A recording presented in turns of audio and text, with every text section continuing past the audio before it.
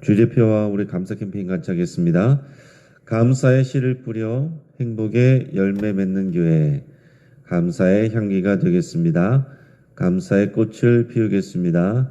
감사의 열매를 맺겠습니다. 아멘. 요한복음 8장 36절 우리 묵상 말씀 세 번 같이 하겠습니다. 그러므로 아들이 너희를 자유롭게 하면 너희가 참으로 자유로우리라.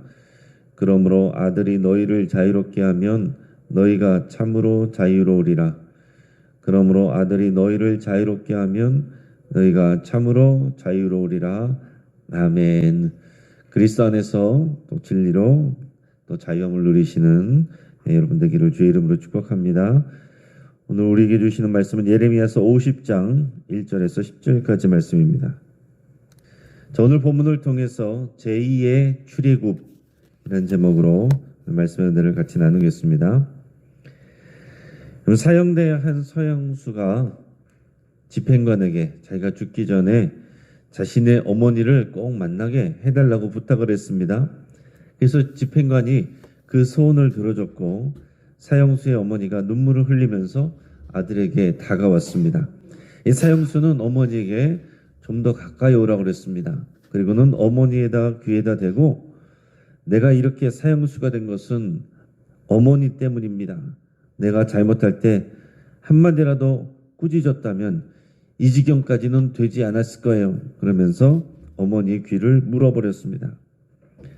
자, 그 어머니는 자신의 아들이 어릴 때 남의 물건을 훔쳐오면 혼내지 않고 그저 예쁘다, 잘한다 이렇게 도닥거렸습니다. 그 아들은 자신이 잘한 일인 줄 알고 점점 대범해져서 더 큰 물건을 훔치다가 나중에는 사형수까지 된 것입니다. 자녀를 사랑하는 부모라면 자녀가 잘못했을 때 훈계하고 또 매를 듭니다. 하나님은 우리 아버지가 되십니다. 예수 그리스도를 통해서 우리를 자녀 삼아주셨어요. 그래서 하나님은 자녀인 우리가 올바르게 자라가기를 원하시고 하나님과의 새로운 언약관계 안에서 충실하기를 원하십니다. 예수 그리스도를 닮아가기를 원하시고 하나님의 성품을 또 닮아가기를 원하십니다. 그래서 때로는 우리를 도와주시기도 하고 때로는 침묵하시기도 하고 때로는 징계하시기도 합니다. 그게 다 하나님의 사랑의 언어예요. 이스라엘도 마찬가지입니다. 하나님은 이스라엘을 선택하시고 복을 주셨습니다. 그들이 자격이 있어서 또 그에게 주신 것이 아니고 자격이 부족해도 그 언약 때문에 그 조상들에게 행한 약속과 그들과 그 민족과 맺은 언약 때문에 복 주시고 돌보셨습니다. 그러나 그들은 수시로 하나님을 배반하고 우상을 섬겼습니다. 하나님의 말씀에 순종하지 않았습니다. 하나님은 수차례 경고하시고 또 인내하셨지만은 이스라엘이 돌아오지 않았습니다. 그래서 결국은 매를 드셨어요.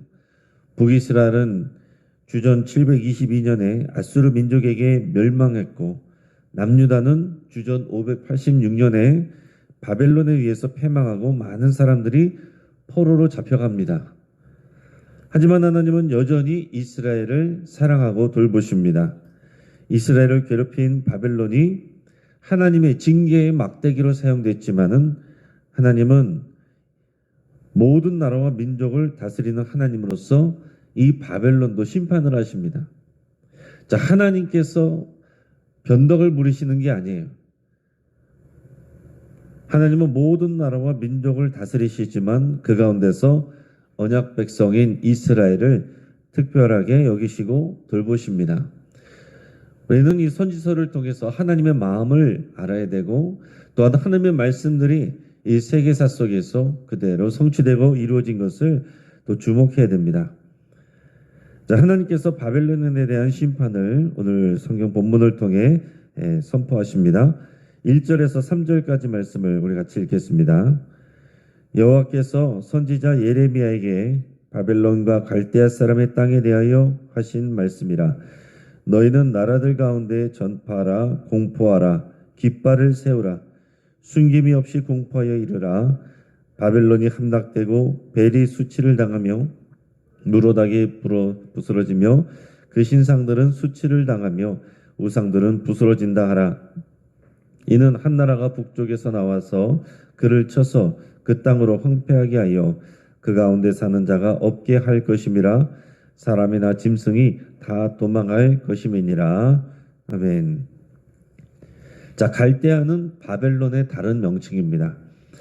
하나님께서 예레미야 선지자에게 선포하게 하시기를 바벨론과 갈대아 사람의 땅에 대한 심판을 말씀하셨습니다. 하나님은 선지자와 독자들에게 선포하라고 하십니다. 오늘 말씀을 보면 2절에서 너희는 이렇게 표현하세요.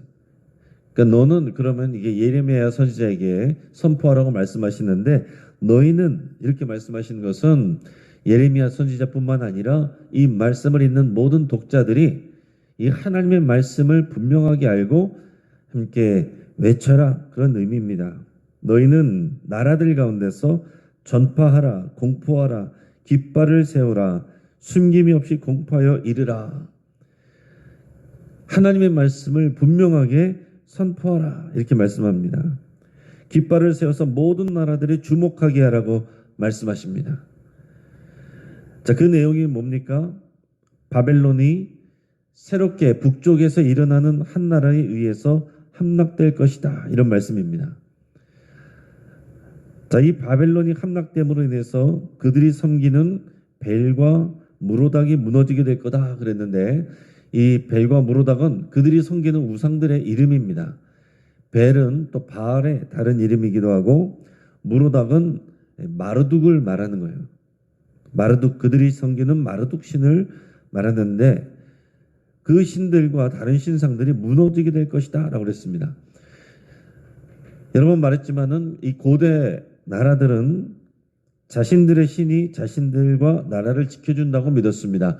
그래서 나라와 나라, 민족과 민족의 전쟁은 그들의 신들의 전쟁이나 마찬가지입니다.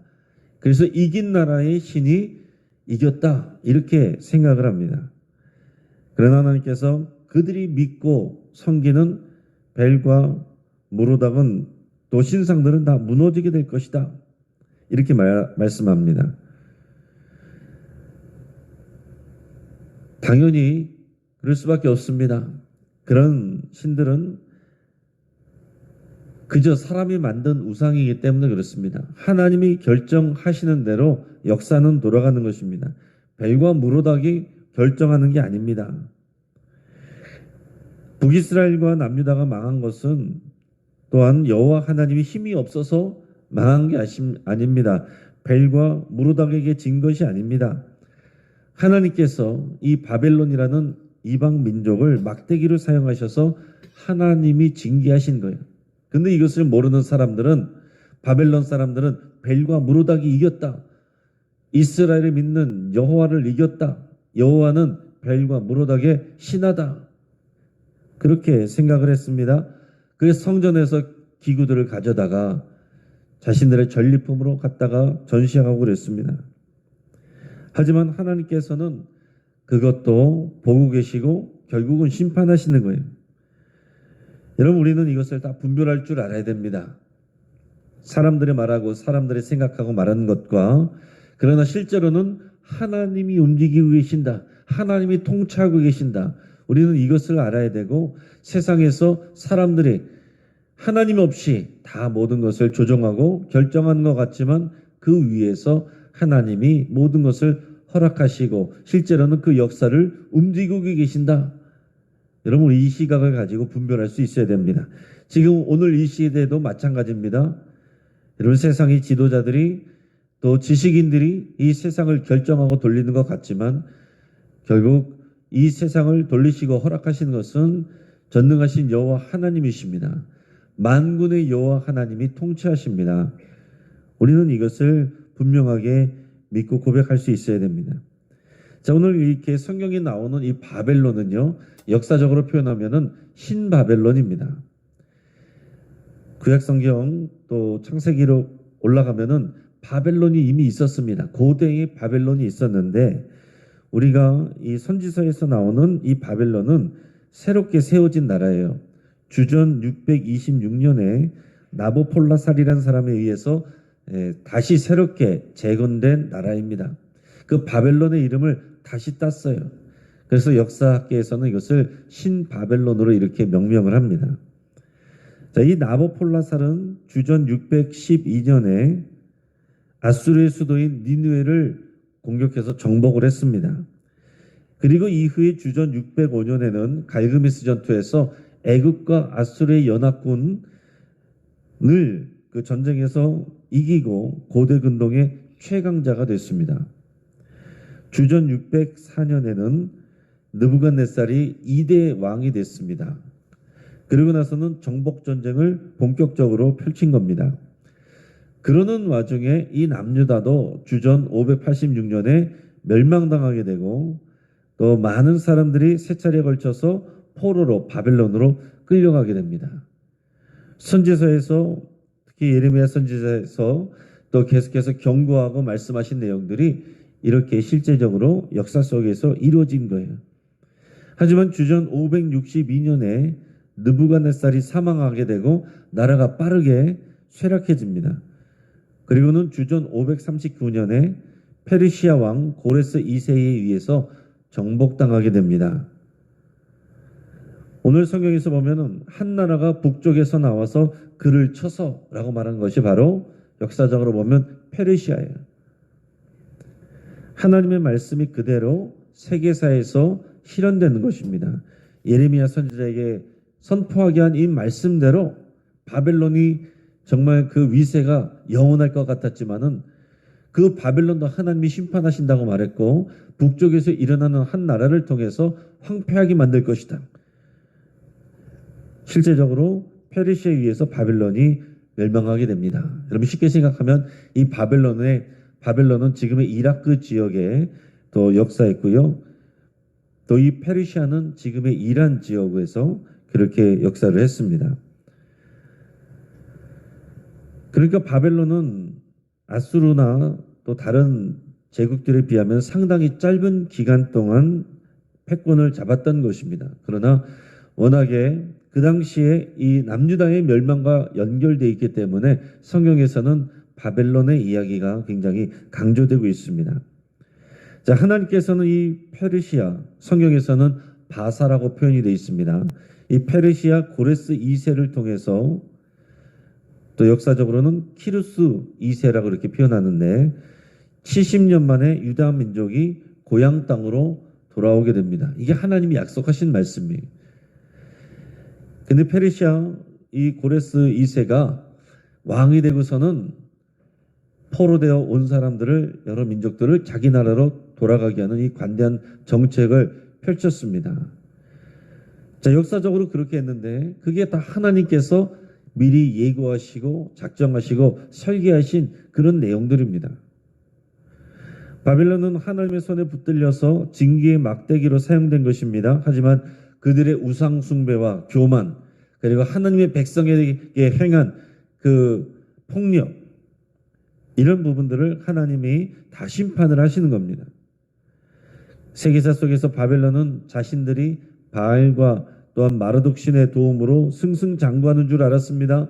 그들의 군사력이 자신들을 지켜주는 줄 알았습니다. 그들의 패권이 영원할 줄 알았습니다. 하지만 하나님이 정하시고 명하시면 바벨론도 역사 속으로 순식간에 사라지게 되는 겁니다. 하지만 그 와중에서 하나님의 백성 이스라엘은요, 하나님의 손에 붙들려서 보호받고 회복되게 됩니다. 오늘 본문의 4절, 5절 말씀 같이 읽겠습니다. 여호와의 말씀이니라. 그날 그때에 이스라엘 자손이 돌아오며 유다 자손도 함께 돌아오되 그들이 울면서 그 길을 가며 그의 하나님 여호와께 구할 것이며 그들이 그 얼굴을 시온으로 향하여 그 길을 물으며 말하기를 너희는 오라 잊을 수 없는 영원한 언약으로 여호와와 연합하라 하리라. 아멘. 자, 하나님께서 그날 그때에 라고 말씀했습니다. 그날 그때에. 이때는 사람들은 당연히 그날 그때가 언제인지 정확히 모르죠. 하나님이 정하시는 시간입니다. 그리고 역사 속에서는 지금 우리는 알고 있는 그런 시간이 바벨론이 또 페르시아에게 멸망하고 페르시아가 또 그 왕이 이스라엘 자손들을 돌려보내는 그 시간, 하나님은 그것을 말씀하고 있습니다. 그것은 하나님이 정하신 시간이 이스라엘 자손이 약속의 땅으로 돌아올 것이라고 선포를 하십니다. 자, 여기서 말할 때 이스라엘이라고 표현할 때는 그 전체적인 그 이스라엘을 말하는 것이고 실제적으로는 남유다 백성들을 말합니다. 하나님을 잊어버리고 우상 숭배하다가 징계받고 또 70년을 바벨론에서 포로 생활하던 이 백성들이 약속의 땅으로 돌아오게 되는데 그때 그들은 울면서 그 길을 걸을 것이다 이렇게 말했습니다. 울면서.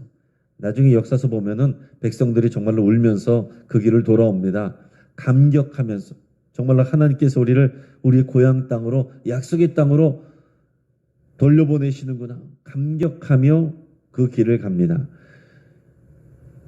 여러분 내일이 우리가 광복절인데 우리 광복의 기쁨을 맞이할 때 기뻐하고 또 눈물 흘리고 그 기쁨을 이 이스라엘 백성들이 남유다 백성들이 70년 만에 바벨론에서 돌아오면서 누리게 되는 겁니다.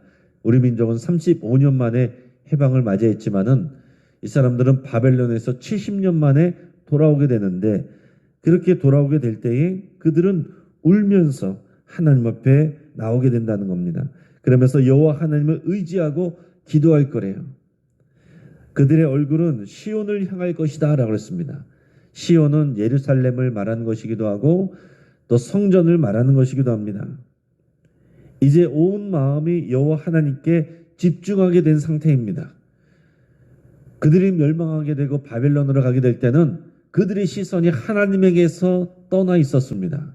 우상에게 향해 있었습니다. 재물에 향해 있었습니다. 그때 하나님의 또 징계를 받았지만은 징계를 받고 돌아올 때는 그들의 시선이 여호와 하나님께 집중된 거예요. 사랑하는 여러분, 하나님께서 복 주시되 계속해서 복 받기를 원하시는 분은 그 시선을 여호와 하나님께 고정하셔야 되는 거예요. 우리 시선이 돌려지면 하나님께서 우리의 시선을 하나님께 돌리기 위해서 때로는 침묵하시기도 하고 징계하시기도 하는 겁니다. 그게 우리를 향하는 하나님의 사랑이에요. 그러면서 그 영원한 언약을 기억하며 여호와 하나님과 연합하는 삶을 다짐하게 된다 하는 겁니다. 하나님께 오서 원하시는 게 이것입니다.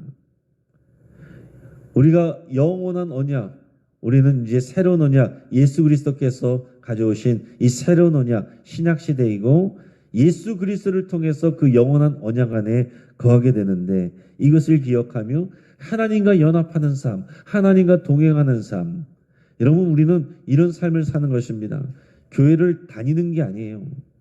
그리스도와 연합한 그리스도와 동행하는 그리스도 안에서 모든 것이 이유가 있고 의미가 있는 그런 삶을 사는 것입니다. 우리는 주님과 함께 죽었고 이제는 주님을 위하여 살아가는 그 믿음으로 살아가는 것이라고 우리는 고백하는 겁니다. 하나님께서 바벨론 70년을 통해서 그걸 교육시킨 거예요. 그걸 깨닫게 하시고 다시 새롭게 해서 약속의 땅으로 돌아오게 하셔서 다시 시작하게 하시는 겁니다.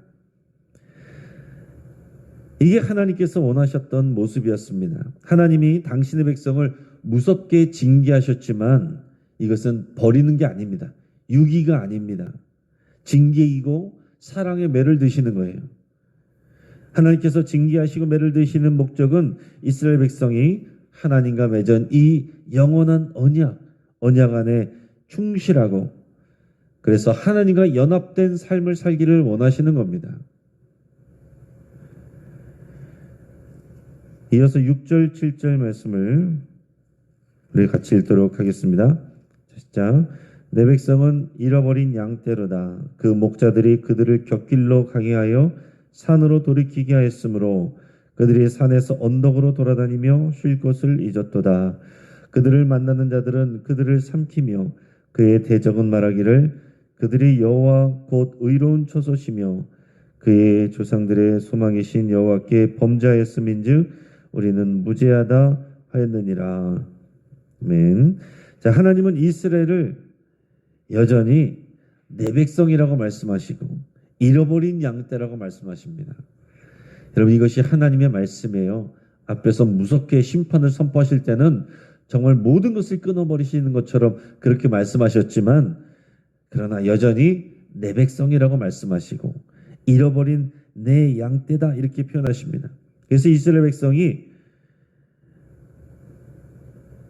하나님의 자녀이고 하나님의 백성이라고 말씀하시면서 하나님이 왕의 시선으로, 목자의 시선으로 계속 바라보고 계시는 겁니다. 그러면서 뭐라고 말씀하셨냐면은 목자들이, 이거는 그 왕들을 말합니다. 목자들이 양들을, 그 백성을 곁길로 가겠다라고 그랬습니다. 곁길, 진리의 길, 순종의 길, 말씀의 길, 그렇게 가야 되는데 곁길로 가겠다는 거예요. 우상 숭배하는 길, 재물을 탐하는 길. 그래서 이 양떼인 백성들이 진리의 길을 벗어나 곁길로 가서 이 언덕으로 다니면서 쉴 곳을 잊어버렸다라고 했습니다. 또 그들을 만난 자들은 그들을 돌봐주고 제자리로 돌려주는 것이 아니고 그들을 이용하고 삼켰다. 그들을 삼켰다라고 그랬습니다. 그 이방 민족들이 삼킨 거죠. 바벨론을 삼켰습니다. 또한 그들을 패망시킨 대적, 이 바벨론은 그들이 여호와 곧 의로운 처소시며 그의 조상들의 소망이신 여호와께 범죄하였음인즉 우리는 무죄하다 이렇게 말한다는 거예요. 그 앞에서도 보면은 그 이방 민족이 장수 그런 말을 합니다. 너희가 너희의 하나님 여호와의 말씀을 버렸으므로 너희가 하나님께서 주시는 복을 걷어찬 거다. 그런 식으로 말합니다. 이렇게 하나님께서 바벨론을 사용하셨지만 그렇다라고 해서 바벨론이 무죄한 것이 아닙니다. 하나님이 그들의 악함을, 그들의 폭력성도 징계의 막대기로 사용하시는 거예요. 그랬다라고 해서 그들의 폭력이, 그들의 잔인함이 용서되거나 정당화되는 것이 아닙니다. 하나님은 그들의 폭력성과 공격성을 사용하시지만 또한 그들도 심판의 대상으로 삼으십니다. 그럼 우리가 이것을 잘 알아야 되는 것입니다. 가룟 유다 때문에 예수님이 십자가에 못 박히게 되셨고 우리가 구원받았다고 해서 가룟 유다가 공이 있는 게 아니에요. 가룟 유다가 쓰임받고 버림받은 게 아닙니다. 가룟 유다는 자기의 선택을 한 것이고 하나님은 이것을 들어 사용하신 것이고 그것을 통하여 합력하여 우리에게 구원을 주시는 역사를 이룬 것이고 가룟 유다가 망한 것은 자기의 죄로 망하는 것입니다. 자, 이어서 8절에서 10절까지 말씀 같이 읽겠습니다. 너희는 바벨론 가운데서 도망하라. 갈대아 사람의 땅에서 나오라. 양떼에 앞서가는 순념소같이 하라. 보라, 내가 큰 민족의 무리를 북쪽에서 올라오게 하여 바벨론을 대항하게 하리니 그들이 대열을 벌이고 쳐서 정복할 것이라. 그들의 화살은 노련한 용사의 화살 같아서 허공을 치지 아니하리라. 갈대아가 약탈을 당할 것이라. 그를 약탈하는 자마다 만족하리라. 여호와의 말씀이니라. 아멘. 하나님께서 이스라엘 백성에게 말씀하시되 바벨론 가운데서 도망하라. 거기서 나오라. 이렇게 말씀합니다. 양떼에 앞서가는 순념소 같이 앞서서 빨리 나와라. 이렇게 말씀합니다. 왜 그렇습니까? 하나님께서 바벨론을 치실 것이고 황폐하게 하실 것이기 때문에 그렇습니다. 자, 앞에서는 뭐라고 말씀했습니까? 저항하지 말고 바벨론에 끌려가라. 내가 너희와 함께 할 것이니까 염려하지 말고 끌려가라. 그랬습니다. 그게 하나님의 뜻이었어요. 그리고 예레미야 선지자를 통해서 바벨론에서 빨리 돌아오려고 하지 말고 그곳에서 집 짓고 그곳에서 정착해라. 하루 이틀 만에 또 한 해 두 해 만에 돌아올 것이 아니기 때문에 그렇게 말씀하셨어요. 빨리 돌아올 생각하지 말고 그 안에서 거기서도 동행하시는 하나님을 의지하며 다시 마음을 새롭게 하라는 게 하나님의 뜻이었습니다. 그러나 이제 하나님의 때가 됐을 때 바벨론을 치기로 결정하셨으니 이제 나오라고 말씀하시는 거예요. 이게 바벨론에서 나오는 것. 그래서 우리가 이것을 출바벨론이라고 말할 수가 있고 제2의 출애굽 사건이에요. 출애굽은 430년 만에 애굽에서 나왔고 출바벨론은 제2의 출애굽은 70년 만에 바벨론에서 나오게 됩니다. 둘 다 하나님의 은혜고 하나님의 역사고 하나님의 결정입니다. 그리고 말씀드린 것처럼 하나님이 정하신 그 70년의 시간 지났을 때 바벨론은 패망하게 되고 페르시아가 패권을 잡게 되고 페르시아 고레스 2세를 통해서 이스라엘 백성이 남유다 백성이 고향 땅으로 돌아오게 돼서 또 재건의 역사들을 이루게 되는 것입니다. 자, 여러분 이것이 얼마나 놀라운 하나님의 시나리오이고 역사입니까? 하나님의 말씀이 그냥 허공에 사라지는 게 아닙니다. 역사 속에서 그대로 다 성취되는 거예요. 말씀을 정리합니다. 여호와 우리 하나님은 모든 나라와 민족의 역사를 주관하십니다. 그 중에서도 언약 백성에게 특별한 관심과 사랑을 잃지 않으십니다. 바벨론은 하나님의 도구로 사용되어 있지만 그들의 악행으로 말미암아서 또한 심판을 받습니다. 그 심판 예언은 역사 속에서 그대로 실현됐습니다. 하나님의 이스라엘과 영원한 언약 가운데서 연합하기를 원하십니다. 그들의 죄로 포로되었지만 그들을 여전히 내 백성이라고 부르시고 잃어버린 양떼라고 말씀하십니다. 하나님은 이스라엘에게 말씀하실 때 바벨론에서 나오라 출바벨론 제2의 출애굽 역사를 말씀하십니다. 여러분 하나님은 때로는 우리가 고통의 땅에 있게 하실 때가 있어요. 고난의 자리 광야 속에 있게 하실 때가 있습니다. 그러나 그것은 하나님이 우리를 버리신 게 아니라 훈련하시고 새롭게 하시는 그런 시간이고 장소입니다. 그리고 하나님이 때가 되면 그것에서 속히 나오라 말씀합니다. 출바벨론이고 제2의 출애굽의 역사예요. 우리가 속히 나와야 될 그 땅, 그것은 죄악의 땅인 것이고 머물러야 될 그 시기는 그 속에서 우리가 징계받거나 우리가 훈련받는 그런 시기입니다. 자, 이것이 바로 우리가 실패하고 넘어져도 하나님 앞에 다시 설 수 있는 이유예요. 우리에게 하나님은 예수 그리스도의 이름을 주셨습니다. 예수 그리스도의 이름을 힘입어서 우리는 매일 하나님 앞에 나아갈 수 있습니다. 하나님은 우리에게 잘했을 때는 상 주시고 또 실수할 때는 용서하시고 때로는 우리를 훈련하시기 위해서 침묵하시기도 하고 실패했어도 기다리시고 회복시켜 주시는 하나님이십니다. 여러분 이 제2의 출애굽 사건을 기억하며 우리 날마다 주님과 연합하는 그런 삶이 되기를 주의 이름으로 축복합니다. 오늘 말씀을 붙잡고 함께 기도하겠습니다. 우리가 여호와 하나님을 더 알기를 예수 그리스도 안에 거하여 살기를 그렇게 여러분 결단하고 기도할 수 있기 바랍니다. 지금 우리가 속히 떠나야 될 그 죄악의 땅이 어디인지 여러분 성령님께 묻고 출바벨론을 위해서 여러분 기도할 수 있기를 바랍니다. 우리 마음이 우리 시선이 시온으로 향하고 여호와 하나님의 언약을 기억하고 그리스도 안에서 우리 주님과 연합하는 그 삶을 여러분 결단할 수 있기 바랍니다. 때로는 우리가 실수하고 넘어져도 여전히 내 백성이라고 잃어버린 내 양떼라고 말씀하시는 우리 하나님 앞에 감사드리며 여러분 하나님 앞에 여러분 나아가시기 바랍니다. 환우들을 위해서 같이 기도하시고 치유를 위해서 여러분 기도하시며 오늘 있을 수요 예배를 위해서 함께 기도하시고 우리 교회 여러 수탁기관들 길꽃 어린이 도서관, 우장산 숲속도서관, 또 강서 시니어 클럽을 위해서 하나님의 은혜가 이것을 통해 풀어지기를 위해서 함께 기도하겠습니다. 우리가 여러 가지 기도 제목을 붙들고 주여 한번 부르짖고 합심해서 함께 기도하겠습니다. 주여